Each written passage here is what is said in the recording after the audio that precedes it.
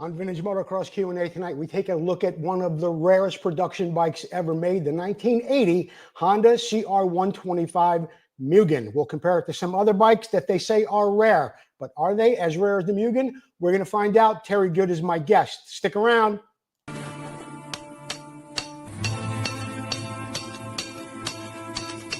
I'm Gary Wilson, and you're watching Vintage Motocross Q&A.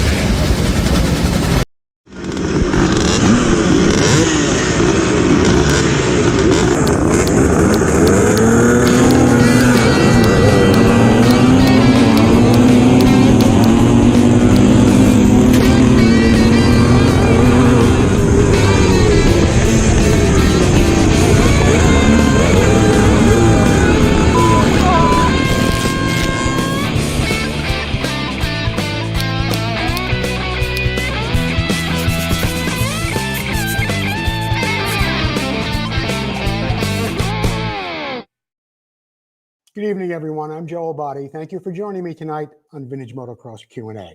We've got a little something different for you tonight. Terry Good is my guest. We're going to be talking about a very rare production bike, the 1980 Honda CR125 Mugen. We'll be talking about that, how he got the bike, what was it like to race, and some other things that go along with it. But before I begin, I'd like to thank our sponsors who help us out every week, Preston Petty Products, my good friend Tom McAllister at Full Circle Racing, Motion Pro. There's still a 20% discount going off at Motion Pro every week when you check out. Put in MP9135. Also, Arma. I want to thank Arma for being on board with us now. One of the original founding foundations, really, of the motocross or vintage motocross movement. Thank you so much to Arma. And of course, Gary Quartz, SoCal Mako. Be sure to visit SoCalMako.com and Gary Quartz for all your Mako needs. Tonight, we have a Works For Me segment with Terry Good.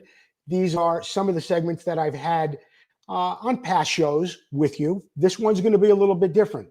We've got Terry on for a little bit over an hour. We have one break in between, and that's going to be about it. So we're not going to be doing any giveaways tonight or things like that, but you are going to get an inside look at one of the most fascinating motorcycles that was ever produced in Japan. The name rarity does come up quite often. A bike is rare, but why is it rare? Is it rare because it's a survivor? Is it rare because there are so few? Is it rare because nobody wanted one? Let's take a look at some bikes first before we begin that the word rare comes up quite often. 1974 Yamaha YZ 360. Around 635 of these bikes were made. The 1975 Harley. This is the one, of course, with the C&J frame, the forks on the back. This is pre-production. Between 75 and 100, nobody can claim that there is really more than 85, I believe. Another rare one, 1978 Kawasaki KX 250. 1,500 made in Japan, only 600 made it to America. And when you talk about rare, you got to talk about the RH67. 120 made, only 60 made it to America, and that bike is going on 60 years old, all right?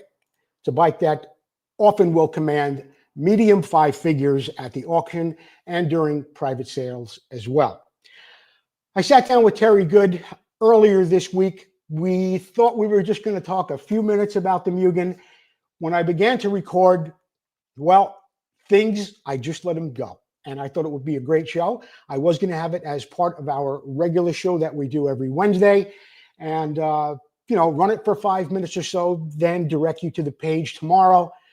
But things are just really, it was too fascinating of a story for me to break it up like that. And I wanted to bring it to you in its entirety and also bring it to you an hour earlier, which is nice now. And we're going to be doing that every week. So the folks out on the East Coast can get a little more time, watching the show. And what else? Yeah, well, it's earlier here on the West Coast as well. So we can get a look at that, and everybody can see it a little bit earlier. And we're going to come back with our regular segments beginning next week, the regular Vintage Motocross Q&A show, where we'll have Jeff Kokoski return with Did You Know, and Paul Griffin with some of his great videos as well. But for now, And we will be back a little bit later on with announcements as well. But for now, I want to get down to the Works For Me segment with Terry Good. And I think you're really, really going to enjoy this, and you're going to find it quite fascinating. Terry Good, it's nice to have you back on the Works For Me segment. Thank you for joining me. Thank you, Joe. In your collection, in the IMM collection, you have a very interesting bike. A lot of people think they know more about it than they do. They often associate it with Johnny O'Mara, and I'll have to admit, with a little bit of the research that I did, I didn't realize how rare this bike truly is. And we are talking about this 1980 Mugen 125. This is a twin shock bike. It is water cooled. And as I read more and did a little research on this, Terry, I was shocked to find out, and you will of course correct me if I'm wrong, that there are only 5 of them. But what that triggered in my mind was, how did you find out that this bike would even be for sale, and who was the dealer? So let's start there. How did you find out the bike would be available? Okay, yeah, everything kind of lined up on this one. At this time, this was 1980, right? In the early part of I think it was February of 1980 when I saw the first one. And at that time, I was living in Orange County, Tustin, and I just had been promoted to a superintendent, and I was building my first big job in Irvine. It was a 70,000 square foot office warehouse building, and I was bringing it right out of the ground to the finished product. And I was a young man in my early 20s. So that was a big responsibility for me. And I had a child, a 2-year-old daughter, my wife, and we're living there, and I'm trying to, it was like a transitioning period in my life, going from full racing and not caring about anything else to a career. And I really is this picture here? I mean, is this that time? Obviously it is. Well, it's that summer. But anyway, so I wasn't, I always had a new bike. Mm-hmm. I raced at Saddleback here and there, not a lot. I did a lot of Grand Prix back then, like the Great Bear Grand Prix, the Corona Grand Prix. There was even a Grand Prix at Saddleback that went all the way in the back, when the trail way back there. And so I raced those kind of events just for fun, because you got so much riding time. Whereas if you go to Saddleback, there's so many classes on Saturday or something, you could be waiting for 3 hours in between motos. So anyway, I was transitioning into going into a career in the construction industry. I eventually got my own business and just took off. But so that's the setting for when this all happened. And I remember somehow finding out that there was this was in early February of 1980, and there was a Golden State Series championship race up at Indian Dunes. Now, Indian Dunes was north of the San Fernando Valley. So from where I lived, right off the 5 freeway, and right in between the 5 and the 55, that was a long haul. And for some reason, I said to Cindy, my wife, I said, let's go up and watch that race. I'd love to see that. And so we did. We drove up there. And again, it was just for recreation, just watching the race. And those races were so competitive then. They were as competitive, and sometimes more so than even a national. I mean, those guys had those tracks wired out there, and the factories were all there. The new bikes were out. And so we drive up, get up early Sunday morning. We drive up all the way up the Golden State Freeway. The track was just west of where Magic Mountain is, if you guys know that. But that's way up there, like toward the Grapevine. Exactly. Yeah. And that's where Indian Dunes was, just west of that. And they used to film, movies out there and everything. So anyway, so we get there, and the race was, there were two tracks that I remember really well. The Shadow Glen track, which was kind of in the back by the sand wash. And then there was the international track more towards the front of the parking lot or the front of the park. And so we parked the van and we're walking. We get there right during practice. It took a long time to drive up there. So we get there. And right as we get there, there was this kind of a long whooped out straightaway. And this guy it was one of those at Mugen.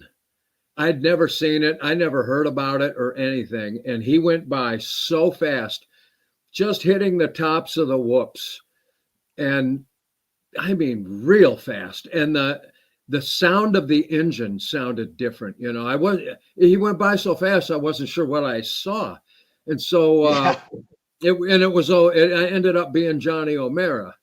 And would that be Johnny? Would that be Johnny on this bike? I don't know if it is that exact one, but one like it. I think he had two or a couple of them. Okay. I think he had a couple, but this was February of 1980. He had just gotten this one, so I don't know if it's that exact one. But anyway, he goes by, and I go, "Did you see that?" I'm telling my wife, "Did you see that thing? What was that?" And she knew all about racing too, so she's like, "Oh no," and he was all dressed in white and everything, and the bike was all white and a red engine, and it was real compared to everything else at the time. It was anyway. I said, look at that thing. I mean, come on. Whether it's the red pipe or the blue seat or whatever it is. I mean, nothing looked like that. Nothing. Especially back then. And the new YZs were out. And all the 250 guys, I knew that 250G, the YZ 250G, that was the big thing that day. I think that even had a 6-speed gearbox, or I'm not sure. But anyway, so let's wait for him to come around again and have a closer look at that thing. Yeah. So we wait, and there you could see him coming around again, and here he comes, and same thing right down that straightaway, going just wide open. And I go, "Come on." Oh, and then I remember right after that straight, he pulled off the track and he starts going through the pits to go to his pit where he's parked. Sure. "Come on, let's go." And so we run to follow him, and we finally get to his box van, and I could tell I knew this was it because there was this massive crowd around his pit. And he had this box van with Mugen on the side and all that, and his name. And O'Mara, yeah, he was the guy that rode the Suzukis. He used to ride a Suzuki for Al Baker before that. So we get there, and there's 255-gallon drums, oil drums, out there, and they've got those gas station type banners, kind of roping the whole area off so you couldn't get right there. But there was a big crowd around there, and everyone's talking, and O'Mara's sitting in he already had his jersey off, and he's sitting in a lawn chair. And I'm looking at that bike, and I'm going, "Holy crap!" I mean, it was unbelievable. You could tell it was professionally done. This wasn't some backyard bomb. Everything was finished nice on it, and it was just exotic. Yeah. And Southern California was the place to be at that time. I don't think it is now, but it was at that time for this kind of thing. The factories would, go to Saddleback, on Wednesday, and there would be Team Yamaha and Bob Hanna out there testing the new OW or something like that. You would see that all the time. So this was it felt like one of those moments. And I remember trying to figure out what the heck it was and what is a Mugen, right? And so we're standing by one of those 55-gallon drums, and there was a Japanese guy kind of leaning up against the truck, maybe 10 feet away from us. And, he was probably in his 30s or something like that. Right. And he walks over by us, and he was inside the banner, so I knew he was part of the pit. And I asked him, I said, what is it, and he started talking a little bit. His English was pretty good. And I said, are they going to be for sale? And he goes, yes, starting tomorrow. And this was in February. Terry, this is in February of 1980? Yes. Okay, because I found, not to interrupt your story, obviously, but I did find this little picture here where it says that established Mugen USA in August of 80. So therefore, or 79 maybe. Yeah, 79, because they had it air cooled. Yeah, and they were selling kits. Yeah, they were like a top end kit for your CR 125 or something. So when you asked this gentleman about these bikes going on sale, and he says tomorrow, yeah. Where do you go? You go to a Honda dealer? You go to Al Baker? You go to this place that I just showed the address of? Where do you go? Who do you give money? When he told me that, and keep in mind the transition period I'm in. I'm raising a family. I've got this career. I'm focusing 110% on my building that I'm building. I don't want to make any mistakes and get fired, So I'm a young guy, so the motorcycles was a sideshow now. But when I saw that, everything changed. I threw all that out the window. And, my wife is standing right next to me. And when he said they'll be on sale tomorrow, I said, I'll take one. I'll take the first one. And so I didn't even ask him how much money at the time. So he reaches in his pocket for his wallet to hand me his business card. And he says, okay. And as he was reaching back there, he's saying, yeah.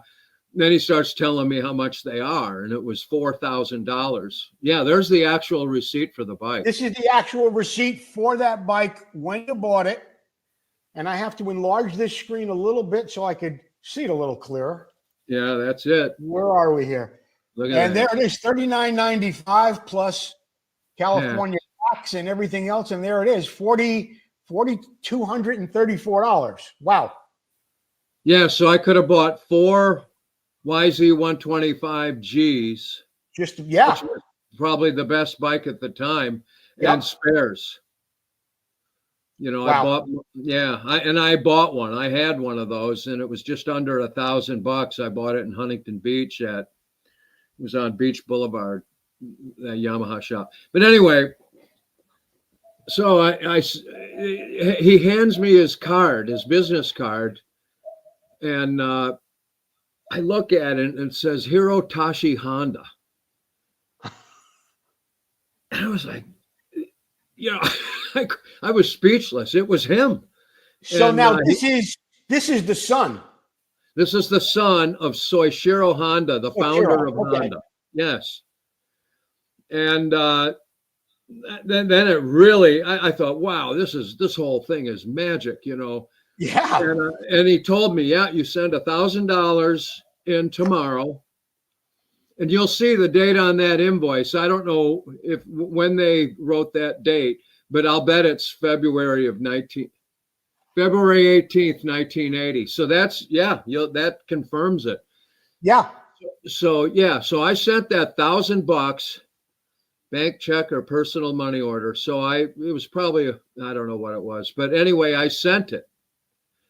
And the lady, the secretary for Al Baker's name was Mary Lou, I think. Very nice lady. And his shop, Al Baker's R&D, he used to be in Van Nuys, which was in the San Fernando Valley, but he moved out to Hesperia, out in the frickin' desert where it just blows out there all day, and he was out there. Okay, he's out there right at the top of the Cajon Pass. And right across the street from the local airport there. And so I just mailed the check. I didn't go up there or anything. I mailed the check and they got it. Yep. And we were calling back and forth. And they told me, I think they said 2 or 3 months it would take before the bike would be in the United States. They were building them at the time. The only one in the States was the one that O'Mara had. Okay. Okay. And so, gosh, and I went to work and that's all I could think of, and it was really hard. Here I am building this building. It's my first big job. I'm trying not to make mistakes. I'm pretty good at all that. I was gifted at it, but Sure. it was a tilt up with an office building in the front and all that. So I just couldn't get that bike out of my mind. And I thought, I'm going to start racing again and everything when this comes in. And I started training, and there was a high school right near us, and I would run over there and run around the track, at night. And I thought, man, I'm going to get in shape and try and race this bike. It's just so cool. It was unbelievable. And how many years, because I remember, obviously pictures, and you and I have had discussions before. You were on the YZ 125, what, 76, 77? Then you said you bought an 80 YZ 125G? Yeah, I had the Y, and that, in my opinion, was the best bike at that time. So there was what, a year gap maybe between the YZ and you deciding you're getting back into it with this bike? Not even. I still had the YZ. Okay. I still had the YZ in my, where I lived in the garage. Okay. And yeah. So I was still riding that, and I lived right down the street from Saddleback, right down Santiago Canyon Road and Newport Boulevard. Just take that. And I lived right off of that in Tustin. So it was just a few minutes away, and I would go there. Or there was a track that a lot of fast guys went to, and the Suzuki factory team. It was out in the Riverside area in these orange groves, and I used to call it Mockingbird Canyon, but I'm not sure what road it was off of. But anyway, it was out there, and it was a rough track. And I used to go out there and with my wife, and she would time me. We had a stopwatch, and she would do my laps and tell me where. She's pretty analytical, and she would tell me where I looked like I was screwing up. So anyway, that goes on. I'm building this building. 2 months goes by. The bike is supposed to be there, and it's not. And I'm like, what's going on? Well, they got delays, and there was all these excuses, and I wouldn't have it. I just, and I kept calling okay, I'll call you tomorrow. And Mary Lou, or I think that's her name, was very polite, no, not yet. We haven't heard anything. Oh, we heard they're moving, that kind of stuff. But it was going so slow. And I was calling, and I'm going, what is going on? And so she would tell me, oh, this guy up in San Jose, his father ordered one for him too, for his 16th birthday. And I was, oh, that's cool. And there was a guy in Texas that I was the only guy in California that bought one. And to this day, I can't believe that. And you'll hear why in a little bit. So, and a couple were sold back east. In the US, there was only 5 sold. And I'm a pretty good source for that because I bug those guys every day. I mean, I knew everybody there practically. And look at that thing. It was just a what a piece of machinery. But unbelievable. So it got to the point where Mary Lou, she goes, listen, they were getting sick of me calling every day and all that, and just demanding, or what's going on? Why are you guys said, I talked to Hiro Honda, he said this and that. And so maybe I was a little pushy, I don't know, but I wanted that bike. And I was saving all my money. And to get the money, I went and ran an ad in the paper. I was making good money as a superintendent on this job. I was making real good money for a working man. Okay. But to come up with 4 YZ 125s in 2 months was a stretch. A lot of scratch. Yeah. So I ran an ad in this local newspaper out there. It was called the Penny Saver.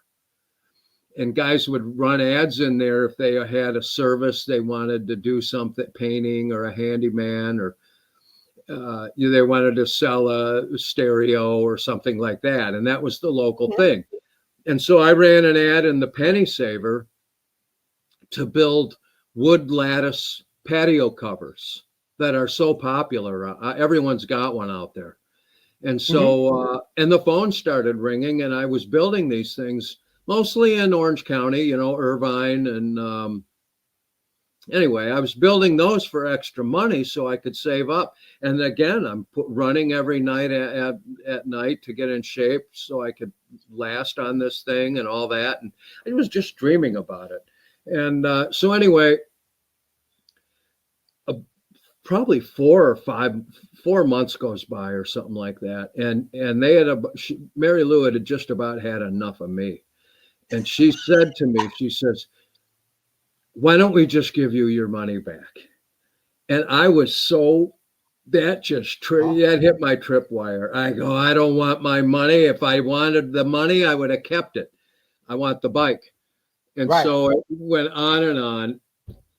Finally, one day, she called me at my construction office. They have those construction trailers with the phone in there and everything.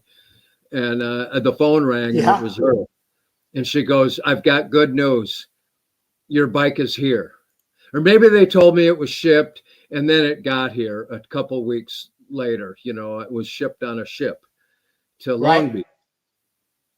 And I was just, man, I wasn't even sleeping. And you're like a kid on Christmas at this point, huh? Totally.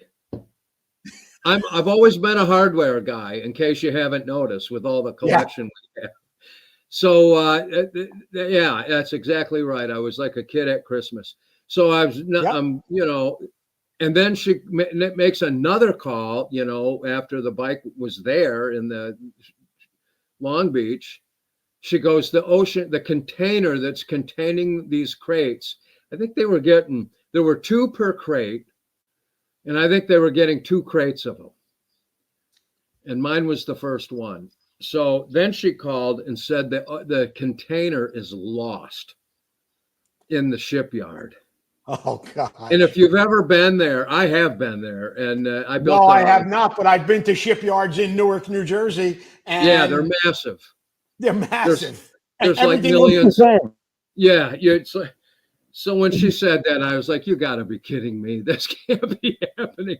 She says, "Well, we're looking for it. We'll find it. It's there," and all that. So, okay. So maybe a week or 2 goes by, and I probably was calling a few times, not as much. Then she called, and this is so funny. She called and she said, "Terry, I'm staring at your bike right now. It's in front of my desk, all together. I'm looking at it." And that was it, man. I said, "Okay, I'll be up there." Okay, and I'm building this office warehouse building in Irvine. They live up there in the high desert, so you got to go all the way to the 91 freeway, all the way up the Cajon Pass. It's a long drive. Plus, I had to go to the bank to get a cashier's check. So I go to the bank, and I think I had $4,025 in the bank. And I owed them, no, $3,025, and I owed them $3,000 or whatever it was. I had like $50 left. Right. And I drained the bank account, and I went up there, drove my van up there with a trailer in the back, and I went up there, and I walk in the door, and there it was. And I'm telling you, it was like, I couldn't believe I was looking at it. And, it sounds kind of silly in a way, these days. No, it doesn't. It doesn't sound silly at all, because we've all been there at 15 and 16 years old just to get a regular bike off the showroom floor, let alone 22 years old and this insane creation that no one has ever seen anything like it before. And the dollar value of it, I mean, it would have to be, an incredible feeling. Incredible. Yeah. And while I'm thinking about it, Terry, was Al Baker there that day? Did you take delivery from Al? Yes, he was. He was there working. I remember him right. The desk was on the right. The bike was right in front of the desk, and he was in front of my bike, working on something with somebody else on another bike. I can't remember what it was, and he was real busy, but you know, he was real nice about it and all that, you know, congratulations. And they gave me a couple brand new jerseys. I still have one in the original Japanese wrapper, brand new, never worn. They gave me 2 jerseys for free. That's not one of them. That's a long sleeve t-shirt. Okay. But the jersey was just like O'Mara's. And those pants, you can see the BW up there. They were made by Bill Walters up Burbank or somewhere around there. And I wanted a pair of those so bad. And Mary Lou says, you got to call Bill Walters. Yeah. So I used to deal with this shop on the way to Saddleback on Chapman there called Racer's Pit Stop. And I knew the lady that owned it and everything, nice lady. And I says, hey, you got a good relationship with Bill Walters? Yeah. Okay, this is what I want. And so they called up there, they put me on the phone and they go, listen, we'll make you the white leathers like that with the bell bottom type thing, exactly like those. We'll make those. But we're under contract with Mugen and we cannot sew that logo on the bottom there. See the Mugen logo. Yeah, I do see. And Terry, let me ask you, is that part of the pants or is that a boot gaiter that goes on afterward? That's part of the pants. Ah. Yeah, okay. It was all one thing. You just put them on. But what Bill Walters told me is he says, I'll sell you a piece of that red leather and you can cut them out yourself. And so I did. I was a pretty good drawer in school and all that. And so I cut all that out and I took it to a tailor shop in Costa Mesa, at the South Coast Plaza Mall. Everyone will know that one probably. It's right on the 405 freeway. And so I took him there and I took a picture of O'Mara wearing his. And I says, would you sew all these little pieces on like that? And he did. And there they are. And I still have those pants, by the way. So here's what happened. Listen to this. Okay, so we load the bike up on the trailer. I'm in a van. You know that picture of me with the Suzuki and that van's all tricked out? That's the van I was driving. Yeah, that one. And so I had a trailer and that Mugen is on the back. And I'm going down the Cajon Pass, going down into the valley or down there. And all these people are driving by me and they're honking their horn and giving me the thumbs up and pointing at the bike. And, you know, that's one thing. In 1980 in Southern California, everybody knew what everything, motocross was kind of a subculture out there at that time. Sure. Not now. And so that was kind of cool. And I went and got I had my YZ80, 1980 YZ125, and I went to that Mockingbird track directly there. I had taken off work. That's not this, is it? No, this is De Anza. This is okay. But that's you with the Yamaha gear on that Mugen. It is, and that's you can see I had the Yamaha gear, and that's because I was riding that YZ 125. And so maybe this was before I got the Mugen leathers, or I'm not sure why I'm wearing this gear, but this is at De Anza. And so I go to that Mockingbird Canyon track and I do a 30-minute moto on that YZ 125. Okay. And I had never even heard that Mugen run. And I gassed it up. It was all topped off with coolant and all that. And it was just unbelievable. I fired it up. It just had that crack of the throttle, instant, everything. It's just, you knew you were on something really special. And I remember taking off and going out on the track, not real fast or anything. And there was that's at my house. Okay. Yeah. And see the boost bottle under the gas tank? I do. Tom White built that for me because they were White brothers had just started or a little while ago started. And those boost bottles on the Yamaha and the factory Yamahas were a big thing. And so Tom White built that for me, but there was a spacer in between that and the reed, and it moved the carb back too far and it didn't work. So I took that off quickly. But and you can also see it's got Ohlins shocks there. That was a recommendation. And I have all the paperwork from yeah, Mugen. it does. Yeah. And it also has they would take a 36 millimeter Mikuni and bore it to 37 millimeters. For a 125, 37 millimeters? Yeah. And it made that thing come alive.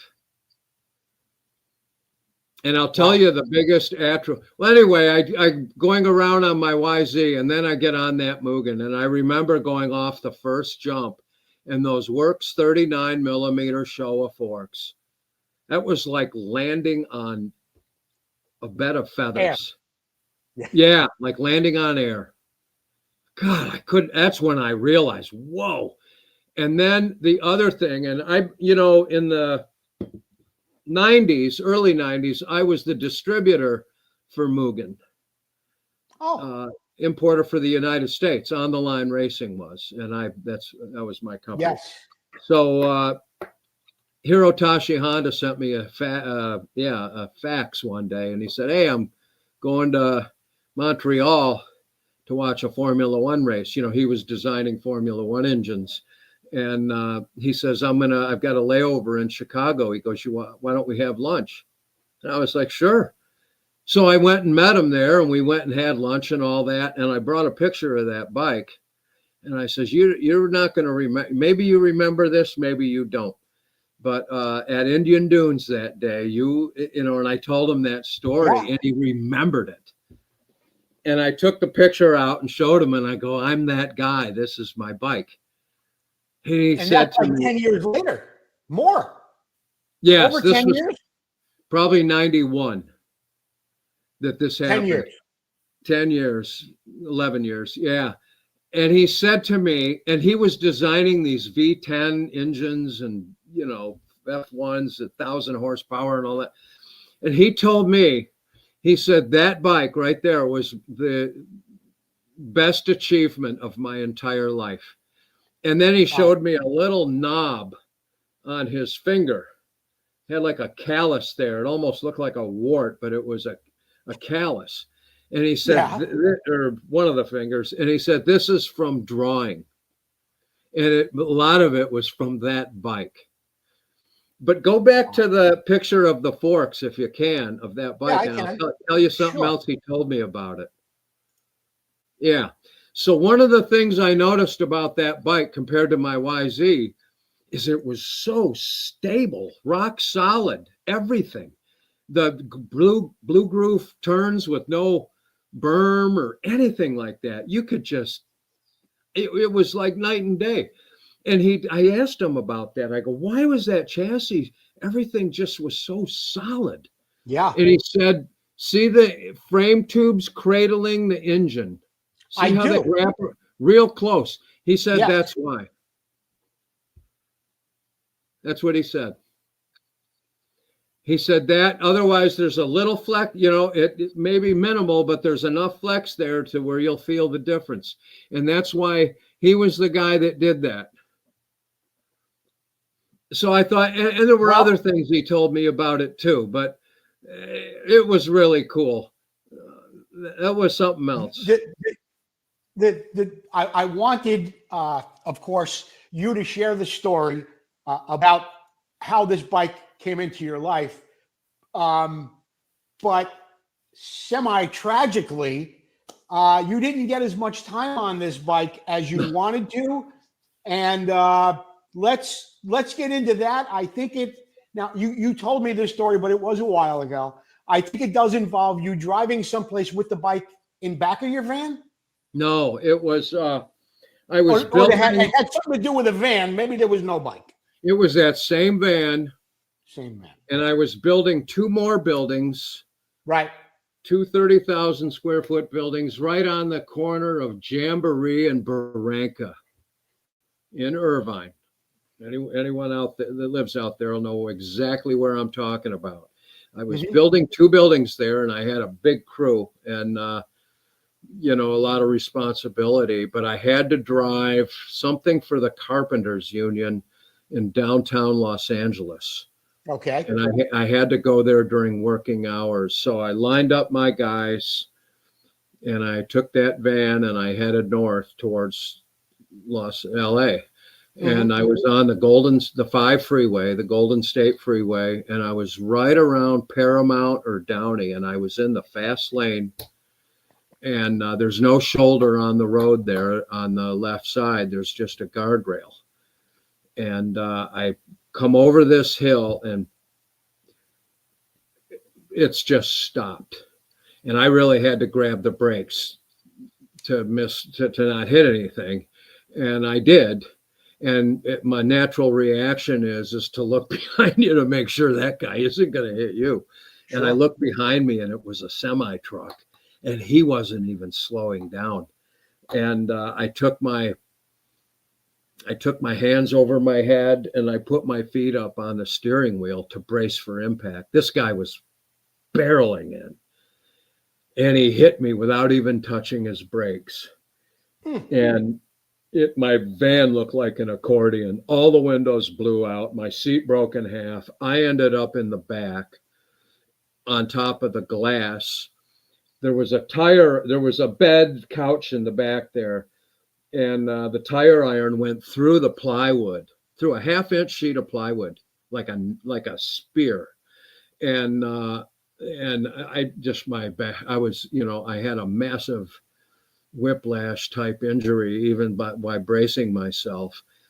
And the next 5 cars in front of me, you know, my van hit that guy, then he hit that guy, and it went like that for 5 cars. In fact, the car that was a Camaro in front of me that I hit, it hit the car in front of it and spun around and hit me again in the side.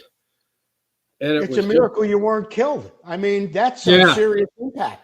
It was the loudest noise I've ever heard in my life, was the sound of that thing hitting my van. This is how, did you ever get to race this bike competitively? I did. I raced it at De Anza. I think I raced it at Saddleback, and I'm not positive. I might have raced it at a night race. I don't know if it was OCIR or Ascot, something like that.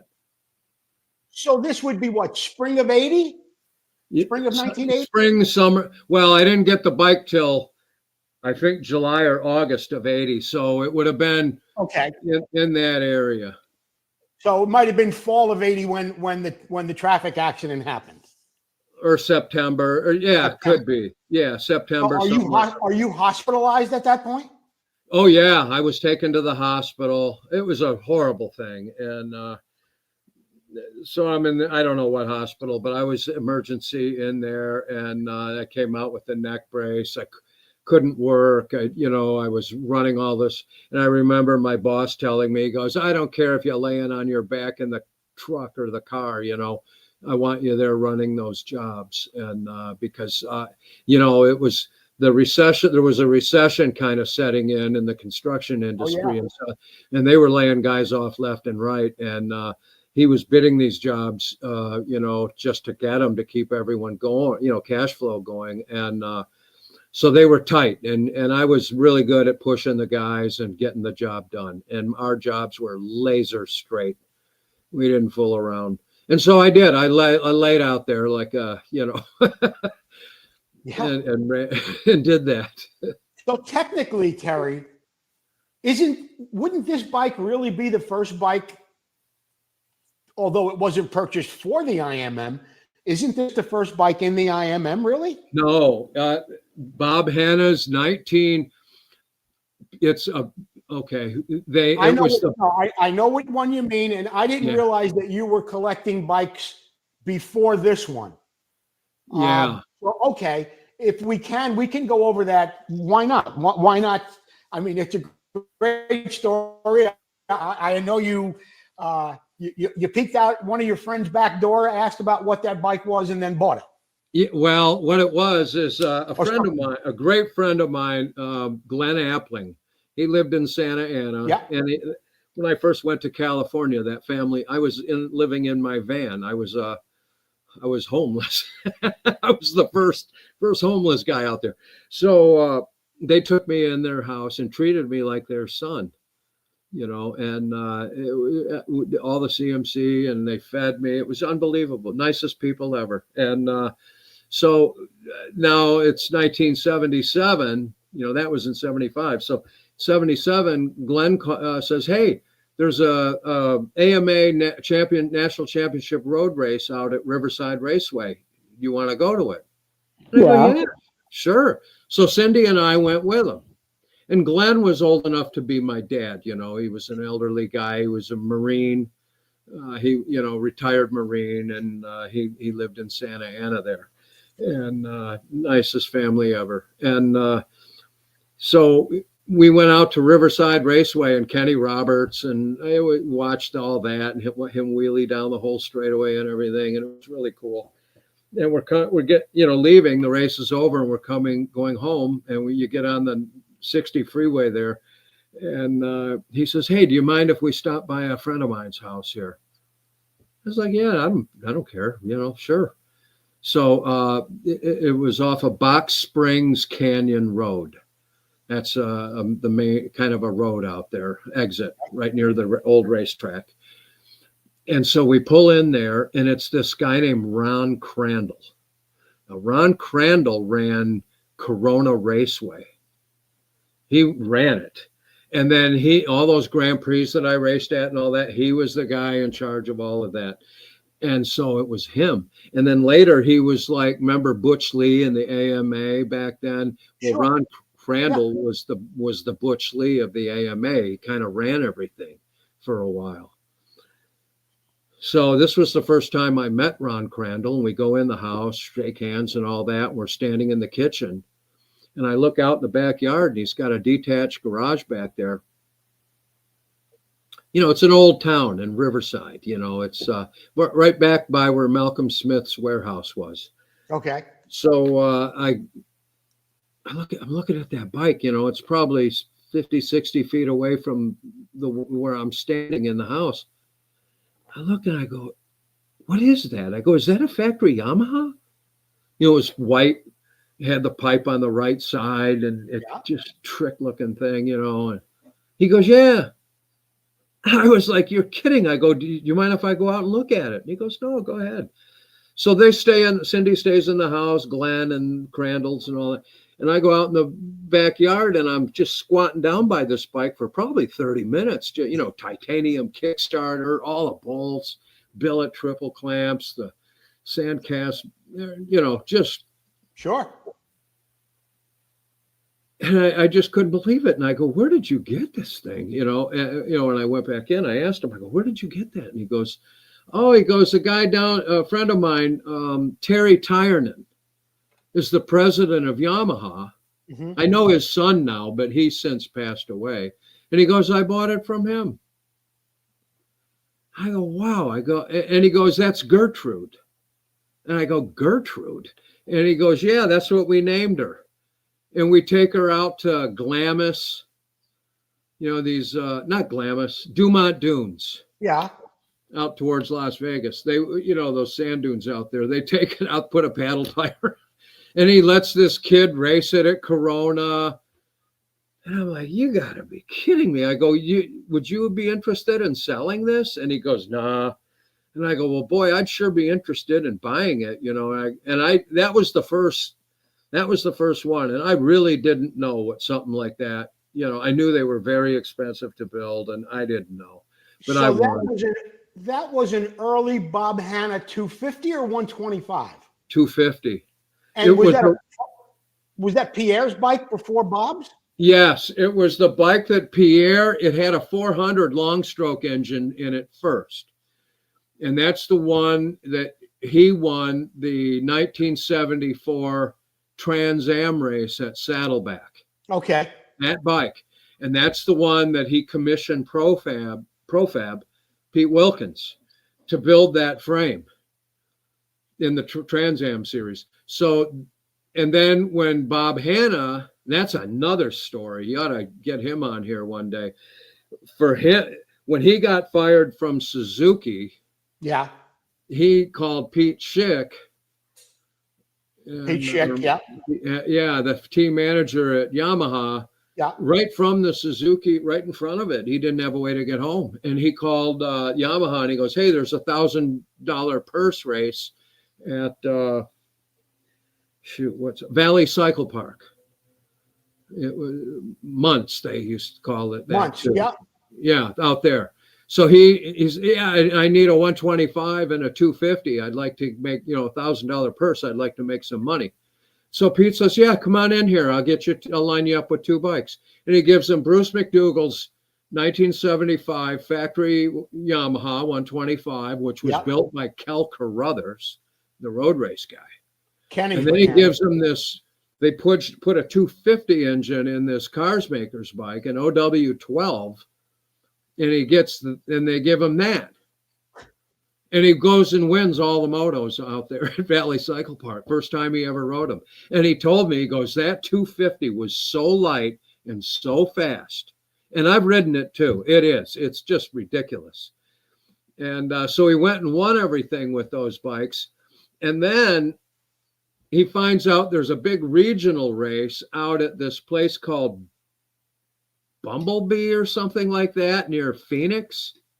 Okay. He doesn't even have his own car, to my understanding. And he borrows a friend's beat up Toyota pickup truck. Rides out there all night, doesn't have money for a hotel or anything.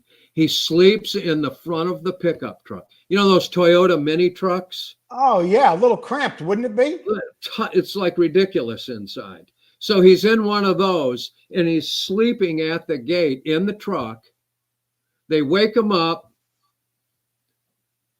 Team Honda's there with the new red RC Hondas, all that stuff.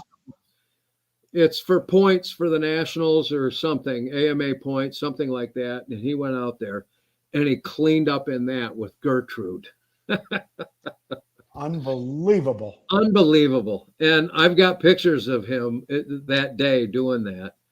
I would have sent them to you if I thought we were going this deep into all this. Well, but Joe, you and I have so many things. Once this IMM opens and you move back here and we do our YouTube channel and all that, it's going to be Entertainment City because I've just known so much and have so many contacts that'll help us with this to tell these kind of stories.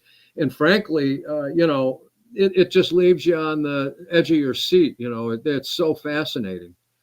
And I have full intentions, Terry. I don't want to it's not the cart before the horse. I have full intentions of leaving California and joining you out there. And we're going to put something together for sure.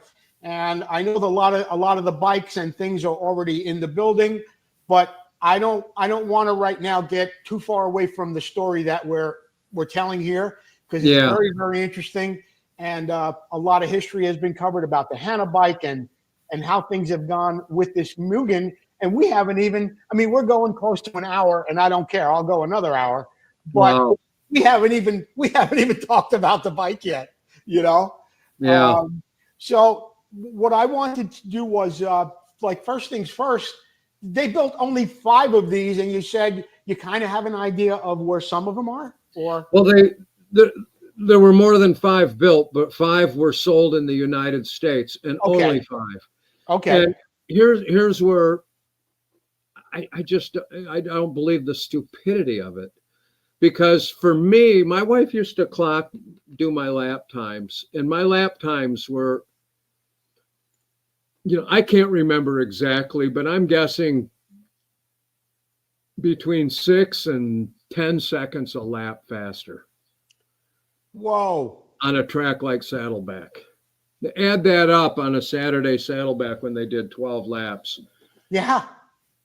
It's serious time. You could go so fast on this Mugen. It was, Johnny O'Mara summed it up in one statement once to me.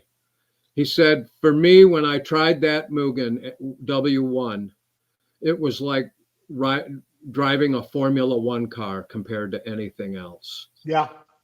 And I remember, and that really is how it felt. It just did everything perfect. If it ever had any shortcoming at all, it was the rear suspension, but those Oleans really made it a little bit better.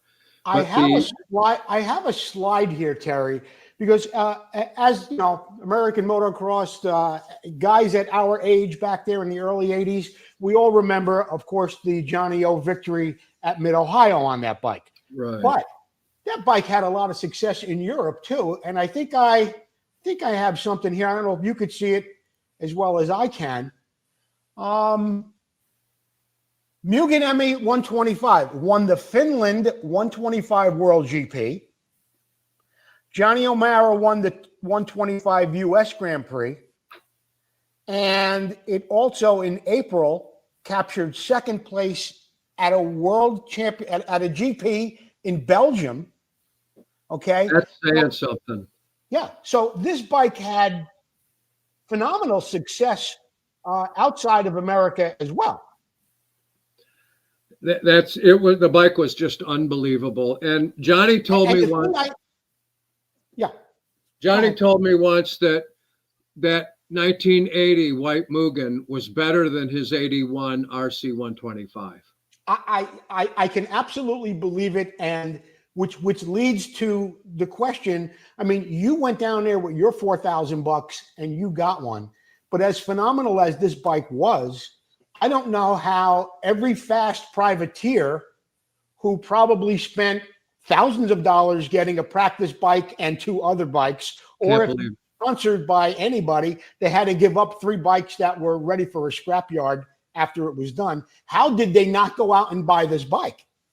I can't believe it. That's the stupidest thing I've ever heard. Anybody that was a pro in 1980 and didn't do that. Listen, compared to a Yamaha, the engine would have fallen out of the Yamaha 10 times before anything would have went wrong with the Mugen. It was built so well. The attention to detail in this bike too. There's a picture here. I just was staring at it for 5 minutes. Here it is right here. I mean, look at the detail in the plumbing and how everything is laid out so perfectly. And I'm sure this was going, the design for this bike, Terry, you got it in 1980. This had to be going on 18 months before it was delivered, right? Yes, yeah. I've seen a picture. In fact, I sent you. They had a brochure. Did you get the brochure I sent you of it? It looks like a kid made that thing. It's incredible and you know what? You and I have both been Yamaha guys for most of our lives. I love Yamahas. But when I think about what a contraption the 1981 YZ 125 was with the radiator on the forks and the 82, and that's Yamaha. How did they come out with that? And Honda in 78 probably was toying with this. And look how clean and neat this whole thing is. That's Hero Honda. It's stunning. It is. It was so advanced. That radiator is one piece, and it's just that alone should be in a glass case. It's made so well, and all the welds on the frame, the tubes, just everything about it is just so. That top triple clamp is forged, instead of cast. There's just so many things, and it's very light, the swing arm, all the stuff. So it was just one of those things. And your point about why especially in Southern California, why, if I'm a superintendent now, I'm past racer. Right. So, and I'm doing, let's say 7 seconds or something a lap faster at Saddleback with that bike right off the bat. Yeah. And can you imagine one of the top guys? I don't know who, Todd Peterson or a guy like that. He was winning a lot out there then. Gary Denton would be a guy too. Oh yeah, you mean a local hot shoe in California? Yeah, they would have won every single moto with that. Every moto. Yeah, every moto. And I was good enough to tell the difference. I wasn't good enough to win every moto. Right. Or anything like that. Now, I'm a family man, but yeah, a guy like that all they did is race and, 5 times a week and all that, which you could do, they would have been on fire. And every time that O'Mara raced locally, I think he won. And I think Johnny, what's his name? Jim Holly, he rode it for a while when O'Mara got hurt. And he was winning. I interviewed Jim Holly, and he told me about his time on the bike when Johnny got hurt and how Johnny got better, and Al Baker showed up at Holly's house and said, I need the bike back. And Holly is like leading the points at whatever. And he's ruling on this bike. And Holly's like, no, you can't have the bike back. Al says, no, I'm not kidding. I got to have the bike back. And they start to yell.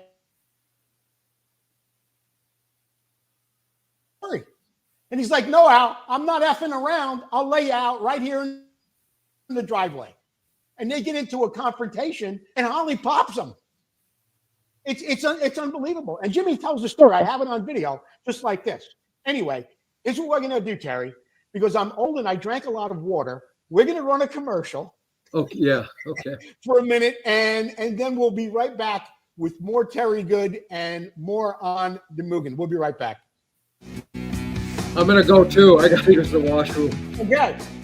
Hi, I'm Jeff with Motion Pro, introducing you to our latest digital tire pressure gauge today. Now, this has proven to be one of our staple products. It is trusted by race teams throughout the industry, as well as Dunlop tire techs. We'll first talk about the air gauge head, which has an auto on-off backlit display and large numbers, and so it's really easy to read, even in low lighting situations. It reads 0 to 60 PSI with high precision down to 0.1 PSI and accuracy of plus or minus 0.6 PSI. Attached to the head is our trapezoid manifold, which is billet aluminum in construction and gives a nice ergonomic feel in your hand. It also gives access to our high pressure bleeder, which was designed by Motion Pro. Now moving on, we have this long air hose, which has dual swivels, and so you can get into tight areas and still get a good read at the gauge. And at the end, now included, is our Pro air gauge chuck. It engages positively onto valve cores for extremely accurate readings. So go ahead and pick one up for yourself today. It's available from dealers nationwide.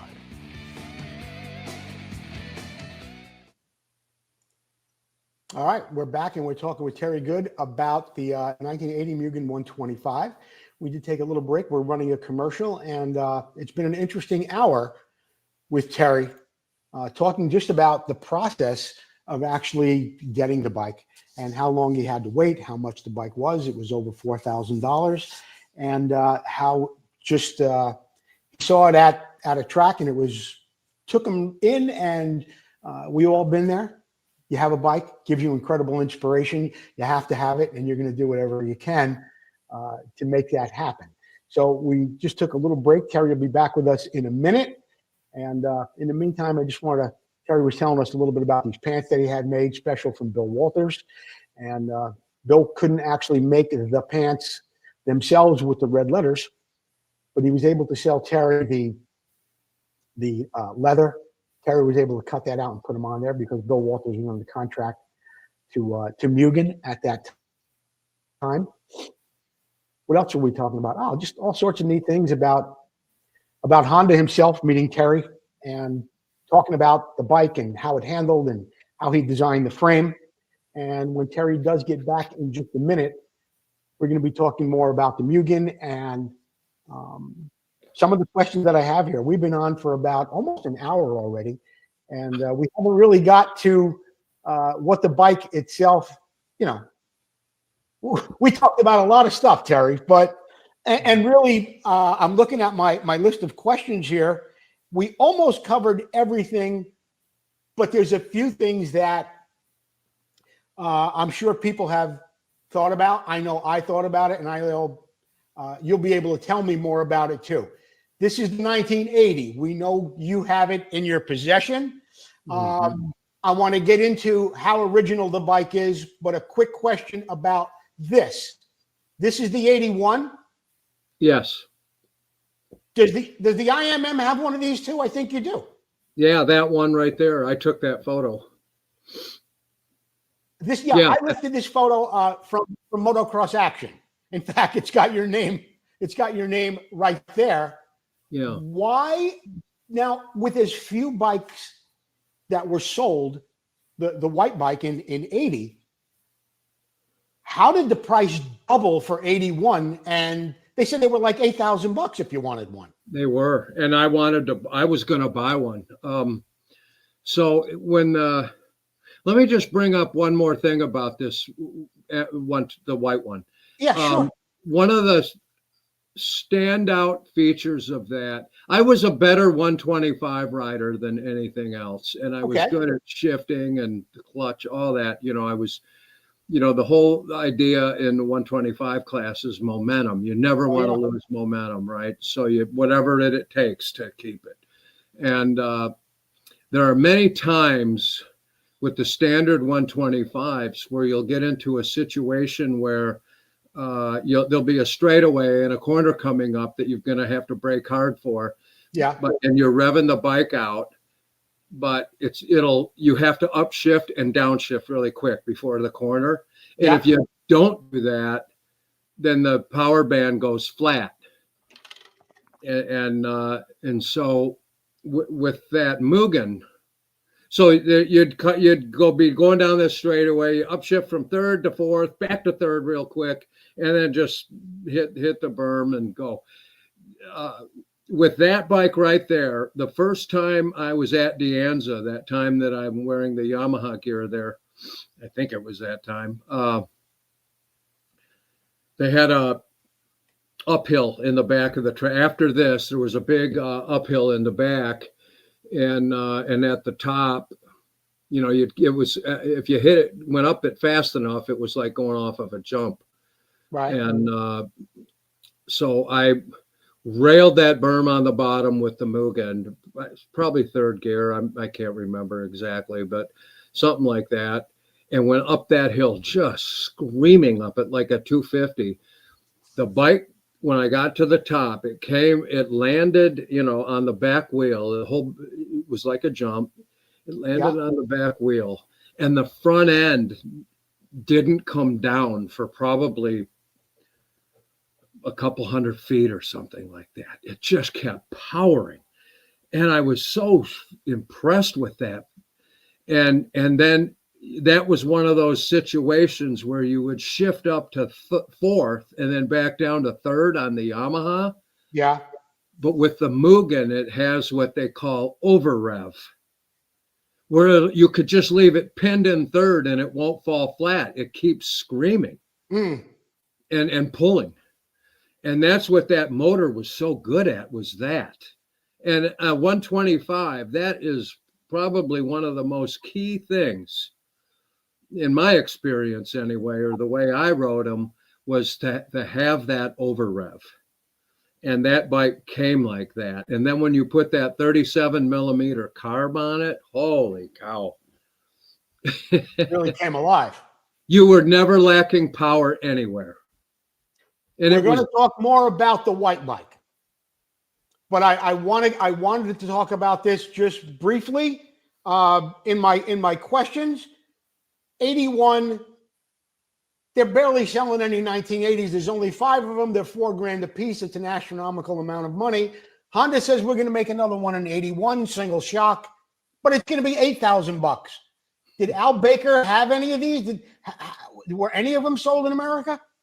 Well, there was the article that said that was in a Motocross Action special edition.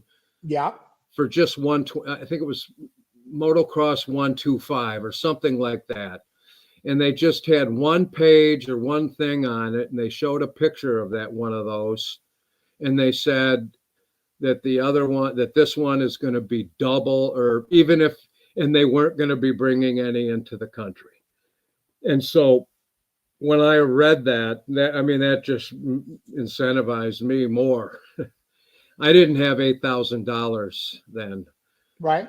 And, but I had, I was a responsible person and all that.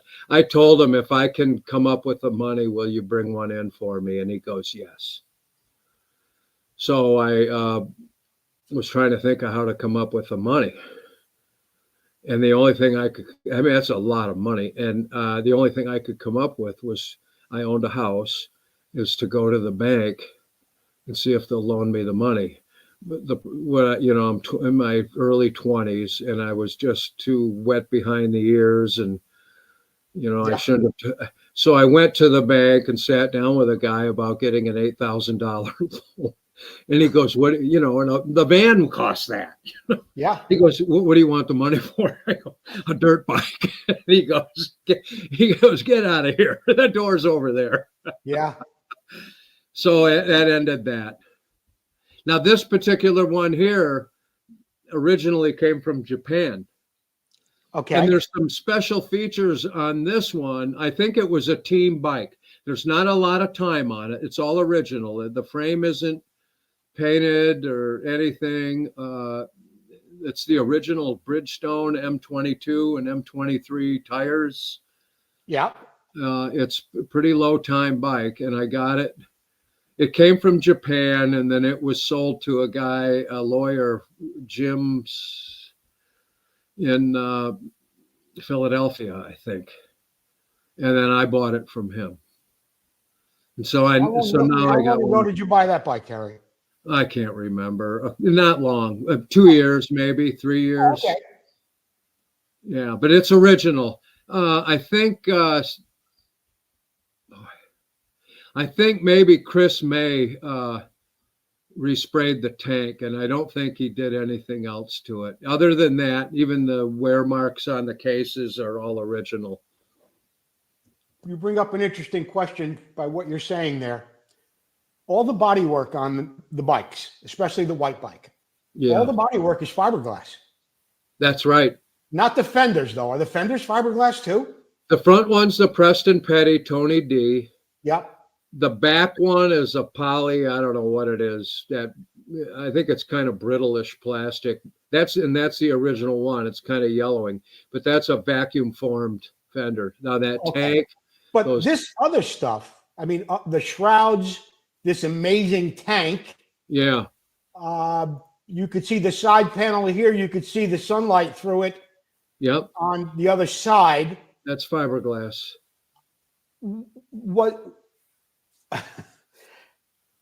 What was the availability for those parts? I mean, you're going to go out there, a rock is going to hit something, you're going to fall down, the bike's going to go over in your garage, something's going to happen. How do you replace that stuff? Is there any discussion about that upon purchase? Yes. Al reproduced those radiator shrouds and side panels in that plastic, that ABS plastic that the back fender's made out of. Okay. They didn't fit as good, and they were kind of off color a little bit, but he made those, and I did buy them. But and I definitely shared the concern that you just brought up back then. And so what I did is I ordered a brand new gas tank, brand new side panels. And those shrouds are the original ones that came with the bike. I never crashed, I don't think, with those on it. And that's the original tank to the bike. And I bought a brand new pipe. Oh, okay. And those pipes, they've got that red epoxy paint or something. When you when you rode it for, like after an hour, that red by the header pipe there would start to turn yellow. And I still have my original pipe, but that's a brand new NOS one that I ordered maybe a few months after I took delivery of this bike. Another thing I found interesting, I don't know if you could see it you can kind of. You got a fiberglass tank, but if you look very closely under the cap, you see where there's a aluminum threaded spout. Yep. That I guess is molded into the fiberglass. Yes, if you looked in there, you could see that there's fiberglass going all around that. It's made out of billet, that cap, and then it's they encased it in fiberglass, and I believe there's a thing in the petcock area too, like that. Terry, way back when you decided to buy some spare parts for this bike, and I know it's a long time ago. It's 45 years ago. You remember what a tank cost back then? 45 years ago. Good Lord. I know. Yeah. Do you remember what a tank would cost or a pipe back then? Probably not. I probably have the invoice. I have all the paperwork for this thing. So I could tell you, yeah. You know, a lot, but not. I mean, if you saw it at today's prices, they'd sell out in 2 seconds. You know. Oh, sure. I mean, it's a $4,000 bike. I mean, what about the swing arm, Terry? Obviously, very works looking, very beefy. The welds are exceptional. Look at the spacer. Talk to me about this swing arm, which really you can't even say is production compared to other aluminum arms on some of your other factory bikes. No, this one probably is a little prettier to look at. Yeah. Since they were selling them, you know. But you know, the Honda Works bikes are pretty. Their quality or the way they're constructed is probably a cut above the other ones. There was zero flex with this thing, and you felt it. You know, you just didn't come in and say, "Oh yeah, it feels good." No, you really, really felt everything with this. And that little in the brake rod there, you can see it's kind of bent. It came that way to give you more of a progressive feeling. Okay. There was a company in Fountain Valley or Huntington Beach, somewhere over there, that it was called SPS Technologies, and they made titanium bolts and stuff for the aircraft industry. It wasn't far from Orange County Airport or John Wayne Airport, whatever you call it now. And so I went and had those measured and bought some of those. A friend of mine, Tony Parsons, he's around. He's one of these Glen Helen guys. And he made that. He owned a machine shop in Riverside, and he made that aluminum slotted rod there, torque rod. Okay, so did this bike come with any titanium hardware or fasteners on it?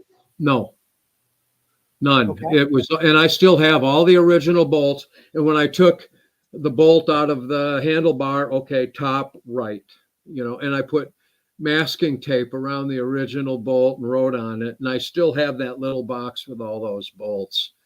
And I have the original, that's original. It came with that. And that is this a steel pedal with a steel brake with an aluminum toe piece? No, it's an aluminum. It's completely aluminum. Oh, it is.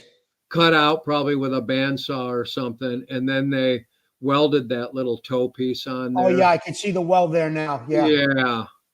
And all those welds, like where the foot peg bracket is, all those welds are just beautiful. It's like artwork.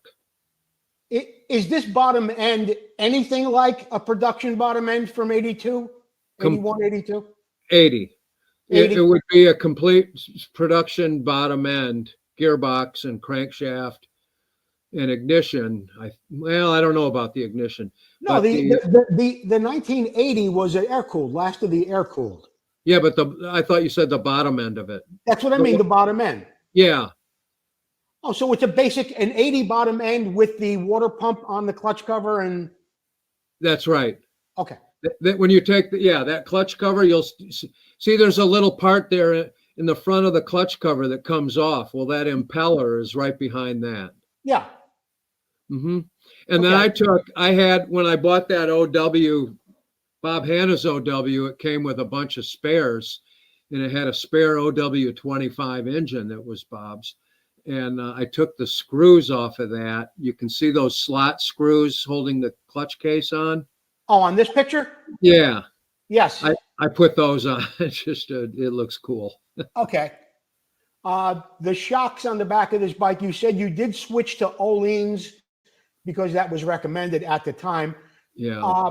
The shocks that are on the back of this bike, they sort of look like 79, 80 shocks, except the fins are removed from the reservoir, but they can't really be like a 79 or 80. Must be a thicker shaft and a longer shock. Yeah, those are work Showas. Oh, they're work Showas. Yes. Yeah, and that's what came with the bike. And they're all serial numbered. They've got serial numbers on them, and they work great. There was a little bit more kick. The back end would kick up a little bit, like going into braking bumps, more than with the Oleans. The Oleans were a little bit better, in my opinion. Yeah, and that's all exactly as I got it. Those pictures I sent you with the tank off and everything, Yes. all that white tape holding those rubber grommet, that's exactly, nothing's been touched. You can see the white tape on the holding the electric wire there right behind the coil. See, it's like white electrical. Oh yeah, I tape. can now. Yeah. Yeah, that was all original. That zip tie, that's original. That's how it came.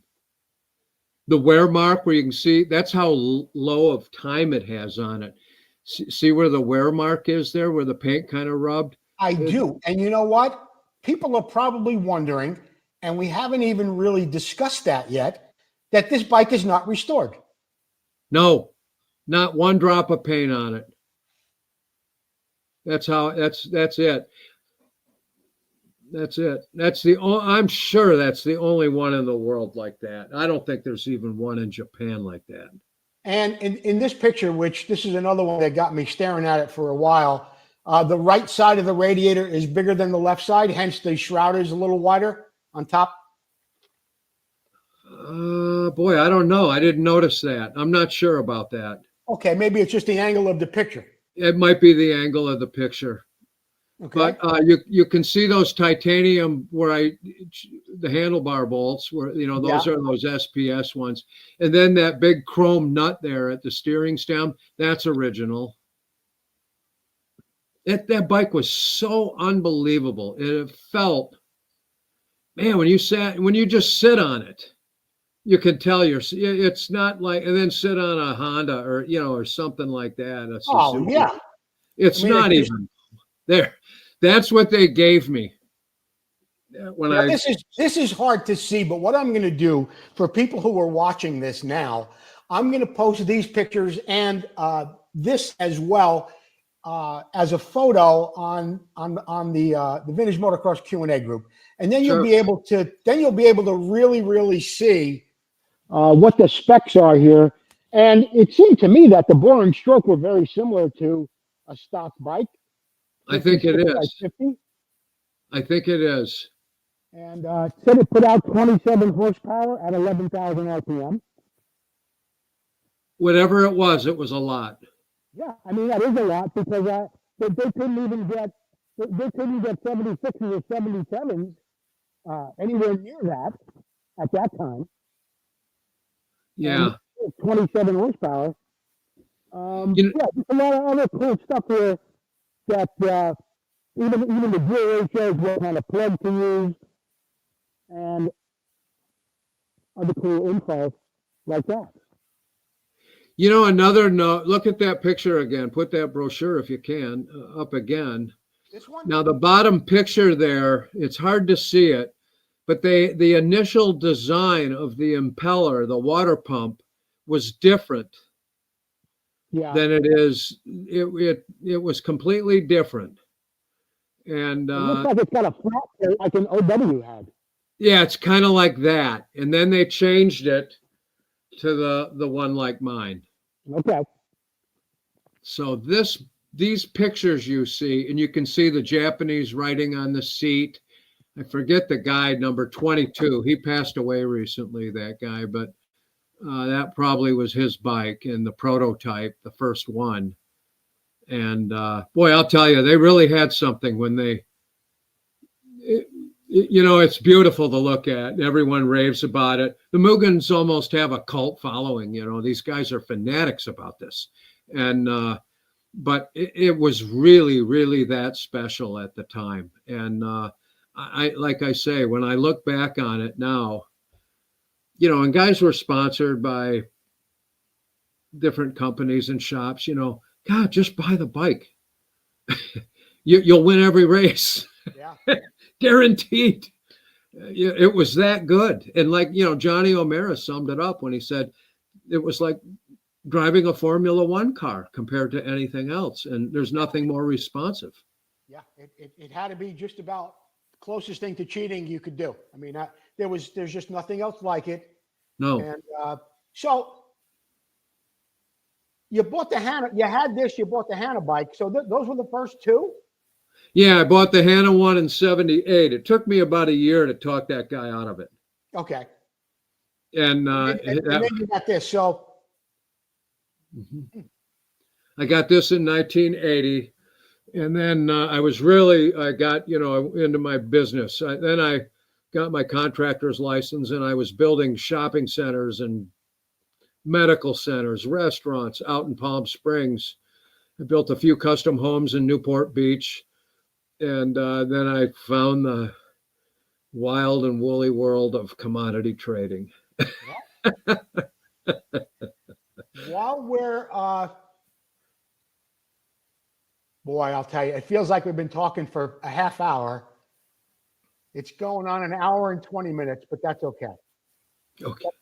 We may not get this opportunity. You don't get too many opportunities to sit down and both of us have this amount of time. Yeah, take your time, whatever you want to talk about. Well, what I want to talk about, and then we'll kind of come to a close with this segment. A lot of people ask, and I know a lot of things are happening. I know what's happening, but for entertainment value, why don't we discuss what's happening at the International Motocross Museum? Things are moving into the building. You've got a lot of stuff over there already. Bring everybody up to speed on that if we can. Okay. Thank the Lord that a friend of mine, Bill Knaus, who owns Knaus BMW, Mercedes, and Land Rover or something. He owns a 30-some acre auto park, and he owns this building. And him and I he's 97 or 98 years old now. Him and I go to church together. We go to Bible study together, and we're just good friends. And he's an enthusiast. He was at all three of our events, actually. Yes. And so he owns this building, which is really just a godsend because, it's just a long story, Sure. But anyway, he owns the building and he's working with us. They have to update their Mercedes dealership, and they have to update the Land Rover dealership.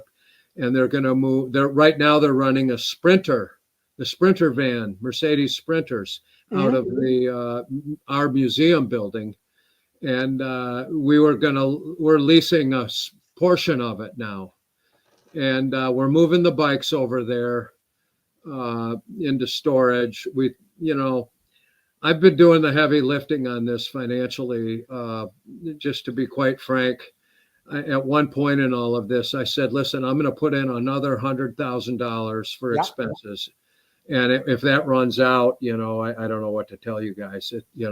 Well, that ran out, and I've put in an extra 300 almost. And so now I'm down 400 G in this thing. And, we try and raise money. We try and sell posters. We try and sell T-shirts and quality things. We're trying to raise money. It's just a fact. It's been out there on Facebook for 3 or 4 years now. We all know that. We've been fishing in that pond for a long time. I don't want to talk too soon, but there will be other ways of raising money for this project. Well, I don't want to name names, Terry. I don't want to bring up anything, but I do want to get some information out there to the people. So let's just say that we had a representative of the International Motocross Museum sit down with a major manufacturer in the past week. And it went really well. Yeah. And it went well. Very good. It really did. And so we have a lot of irons in the fire right now. Yes. I couldn't sell ice or water to a guy dying in the Sahara Desert. I'm the worst. Okay. I'll talk him out of it. But I've been, we had a guy on our team who was supposed to do all this stuff and made all these promises and delivered this. Yeah, and we got rid of him. We're a year behind schedule because we got jacked around. We got jacked around. Yeah. But you know what? It was quite a learning experience, and we will be able to avoid some real major problems down the road from learning what we learned, what we did at that time. Everything happens in God's time. I'm glad we went through that. We came out of it stronger, I think. I think we came out of it better. And more quality people entered after that.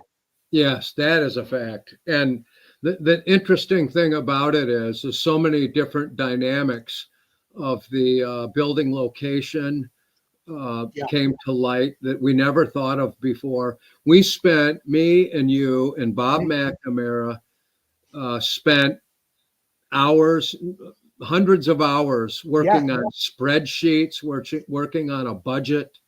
I mean, we've got this thing down to the science of all the insurance, everything. We've covered every base. Joe, your salary, everything's included in that. And we present this to these corporations. Yeah.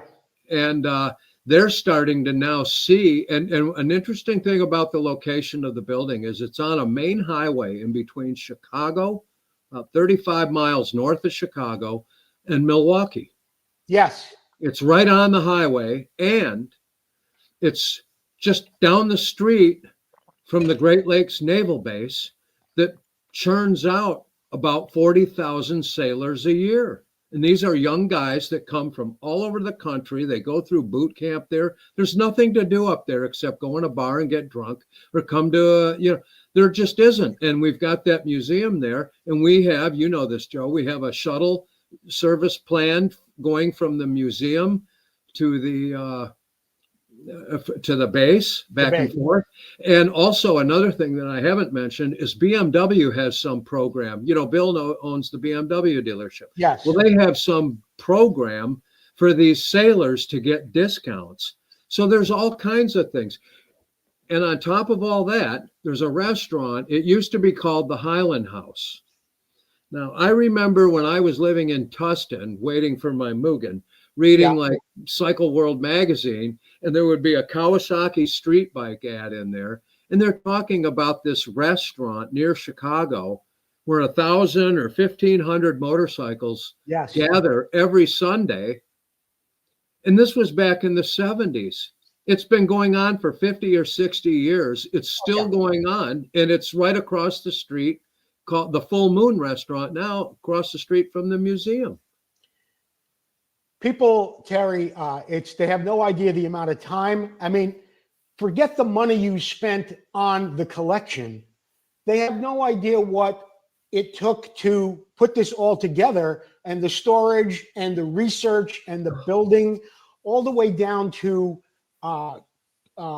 building codes and ramps and bathrooms, and just the research, just like any other project. I mean, the research and development that went into this, and the money you have spent, and the people who have donated incredible hours into it, including Matt McBride, myself, and so many more. It's unbelievable. And the pitch book itself, how many little details went into that thing. I have got a folder, Terry, full of IMM pitch books, and it says pitch book 1, 2, 3. I think I'm up to 15. I'm not kidding. I think I'm up to 15. Listen, anyway, we I've always tried to do things as high a quality as possible. Yes. And Joe, you've seen that, and you've adapted to that, and you're the same way. I mean, you are real picky about things now. And Barry McBride is just a peach. What a professional guy he is, and he's handling one end of it. Like you said, we had this guy meet with one of the OEMs this weekend, or this last week, and the meeting went extremely well. They want to do rebranding. They think this museum has, do you realize if they come in as a sponsor, they get 2,000 square feet minimum of floor space. They can see the history of the factory Yamaha or the factory Suzuki or Honda. They can, see how the history started and went all the way through. And then they get to, okay, and here's where we're at now with our 2026 bike. Also, all the people in the Chicago area here, they all have summer homes up in Wisconsin. They all buy generators. You could put your snowblower, whatever, anything you want in there. Yamaha sells boats, anything. So that's another thing, Terry, about and you know what? Everybody would love to have the museum in their backyard. I get it. The Chicago is the absolute best place for this museum that there could possibly be in the United States, centrally located. And as far as dealers, and not only dealers, but manufacturers, having an opportunity to put motorcycles, snowmobiles, side-by-sides. I mean, you've got Lake Michigan down the street. Right down the street from us. It's an absolutely fantastic place. And you know, when people often, or not often, but you know, I've had it said to me about why isn't it in California? First place, California is the worst place to do business in the country, I believe. That's neither here nor there. The other thing is, it's a central location. I mean, who decided to have the Baseball Hall of Fame in Cooperstown? Who goes to Cooperstown? The same thing with the Rock and Roll Hall of Fame. Where is the Rock and Roll Hall of Fame? Isn't that in Ohio? Cleveland. Cleveland. Who wants to go to Cleveland? It's nice there, actually. I like it. Well, I get it. I've been to Detroit, and I've been along the lake, along the shoreline, where back in the automotive industrial times, Ford and Buick and everybody had houses up there. It's absolutely phenomenal. But you know, who goes there? And so when people say it should be in Southern California, please. No. I live here, not in Southern California, and I don't think it belongs there. I really, really don't.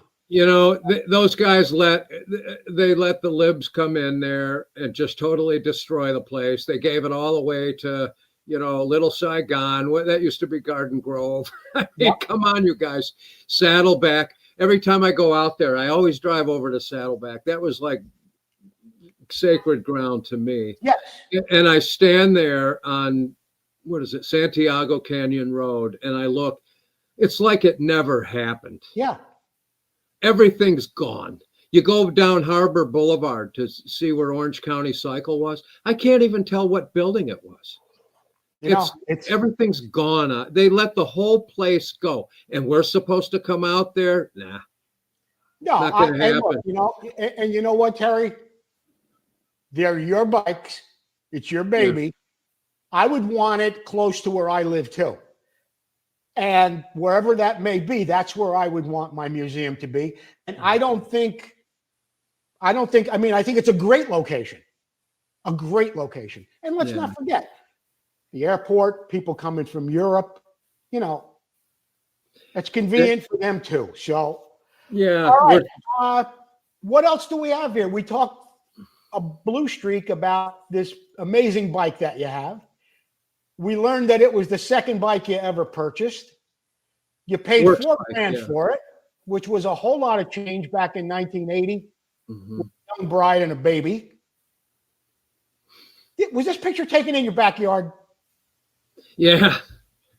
I bought a house when I got all the, you know, I started doing workout in the low desert, which I love that place. If I ever, Indian Wells, boy, I always thought I would retire there. Not now. You're not coming. No, God, no. I like it where I'm at. Yep. But, you know, we bought a house halfway out of Orange County we actually bought a house in La Quinta, but the builder went broke. And so we bought this house. And this was right that year we bought it. And so all those yards are decomposed granite. I mean, you can't dig it. You got to soak it for like 3 weeks before you could stick a shovel in that. And so I got that bike and I rode it a couple times. You can see how the pipes kind of yellowed a little bit. Oh, yeah. At the header. Yeah. And the forks came not white. They came that color, that silver color. I painted those white because Johnny O's were. But anyway, so I just asked, I put on all that crap and I asked my wife if she would take that picture. Pretty cool. It is. That was a real that was something else to go through that, to save up for it, you know, run those ads in the penny saver, all those Saturdays and Sundays and after work that I building patio covers and putting all the money in the bank for when that ship came in. And I would never sell it. That'll stay in the family. Terry Good. Yeah. Thank you for taking the time to explain a lengthy but very, very interesting story about the 125 Mugen and how that all transpired. Also for the update on the International Motocross Museum. Is there anything else you would like to add before we wrap it up today? Yeah, we're making good progress there. The whole building is just insane. It's like a blank canvas. They spent $850,000 putting the best epoxy floor in money can buy. Scott Russell told me that who owns the Hillsboro Honda. Good guy, Scott Russell. Yeah. Yes, he is. He seems like a real nice guy. And he came to one of our events. A real nice guy. The first one. But anyway, he told me that floor is he said it's like the Mugen of epoxy floors. It is. Yeah. It is. And they just put all in LED lights. So we're working it with dioramas now, and it's going to be Disneyland for all us old guys, and we're gonna see it through. Yeah, guys whine and complain, and when they get a little snarky on the Facebook page, I just boot them. So if you want to get booted, just send a snarky remark, and you're out. Well, look, it's going to take time. Anything that is really worth it does take time, and eventually. You know, I just saw something that you posted on Facebook. I think it was this morning. And I said, there's no way anybody would know this. And this has to be in the museum. You just posted it this morning. And I'm sorry I brought it up because I can't remember what it was. But it was Stan London bike? No, it wasn't the London bike. I forgot. It was something else. Oh, yeah, that's what it was. That Sirianni made the forks for Sten London's bike. Yes, and that is the forks. And when you look at them, all the battle scars. God, we should do a story on that because I have probably 8 to 10 hours of recordings. Mm-hmm. You know, Sten is no longer with us. Yeah. But I have 8 to 10 hours of audio recordings of Sten and I on the phone and him telling me. Those head stays on that bike, that was the first ones. The brake cable, that was the first one. The conical tubing, that is a full-blown works Monarch. You know what, Terry? On the next one we do, let's talk about that bike. That is a good bike. We'll get some pictures together and we'll talk more about that, okay? Okay. All right, Terry Good, the IMM, the International Motocross Museum. Thank you so much for taking the time. And we'll see you again. Thanks, Joe. See ya. There you go. Terry Good, the 1980 Honda CR 125 Mugen. Where are you getting information like that, guys? And now you've heard a little bit more, too, about the IMM, how hard half a dozen of us are working for that to come to fruition. And it will. We're going to take a short commercial break. We'll be back to wrap up Vintage Motocross Q&A for this week. I am Heikki Mikkola. We'll be right back. That was perfect, Heikki.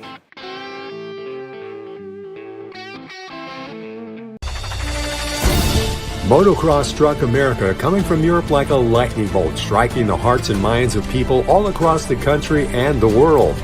Battles of intense racing and cutting rivalries with loyalty to brands and heroes intensified as years of blood, sweat, and dirt flew through the minds of those memories of champions as they wrestled their machines through almost impossible tracks.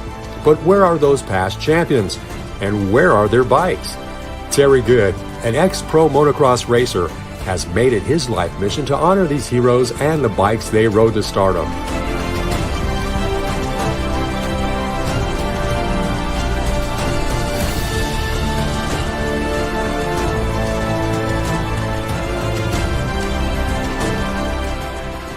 We raced, we rode, we lived and breathed motocross. Go back in time and relive those moments, now preserved for the first time ever in the world's first museum dedicated to the history of motocross. Our new building is in the gate. Help us get a great start and you can be part of history. Go to internationalmotocrossmuseum.org and become a part of our team.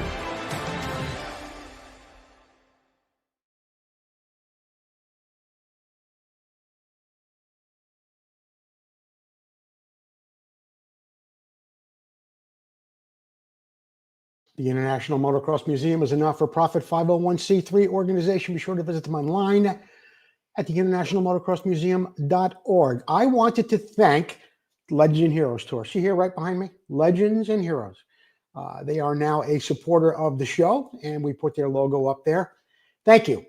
Legends and Heroes of Supercross, I think it's called now. In the meantime, I also want to thank once again Motion Pro, Preston Petty Products, Full Circle, Arma. You can become an Arma member too. You know, support that cause. You'll get Vintage Views and a couple of other publications.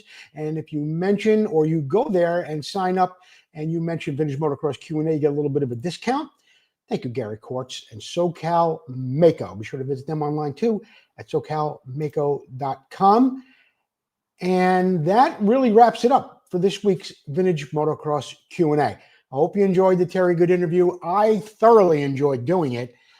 You know, these things, sometimes they go 10 minutes, 15 minutes. But once we started talking about the bike, and I wanted to make sure I got the story about how Terry got possession of the bike. That took up like the first half of the show. But it was a very, very interesting story. And that's about it. We are live. The show was, the Terry Good interview was recorded, but we are live right now. Susie's not. Hey, Suze! Where's Gino?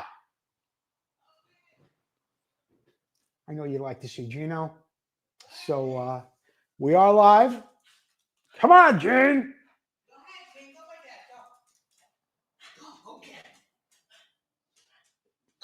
He's coming. Come on, Gene. Ooh, nice shot. All right. That's it, Gene. Okay. That wraps it up for this week's Vintage Motocross Q&A. Thank you, everybody who watched, everybody who shared the show, and we'll see you next week on Vintage Motocross Q&A.